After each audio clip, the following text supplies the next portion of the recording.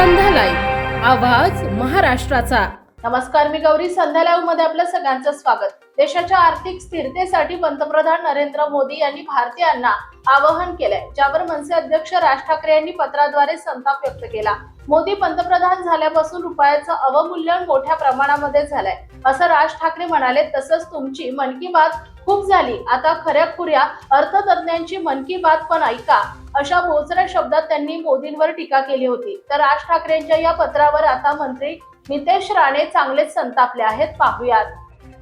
कदाचित घरात बसून अर्थतज्ञांचा सल्ला समजत नसेल आणि म्हणून ज्या आदरणीय नरेंद्र मोदी साहेबांनी गुजरातचं नेतृत्व केलं मुख्यमंत्री म्हणून, देशाचं नेतृत्व वारंवार करतायत, देशाचे नागरिकांनी त्यांना 3दा पंतप्रधान होण्याची संधी दिलेली आहे, त्या व्यक्तीला काय सल्ले द्यायचे हे आदरणीय राजसाहेबांना माहिती असलं पाहिजे।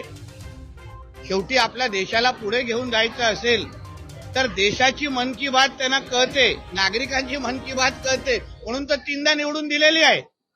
त्याच्यामध्ये उद्योजक पण आले, त्याच्यामध्ये अर्थतज्ञ पण आले।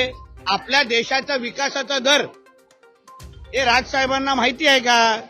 आज आपला देश आर्थिक सत्तेमध्ये 3 क्रमांकावर आहे, 3ऱ्या क्रमांकावर पोहोचलेला आहे। तो कुठे होता आणि कुठे आहे?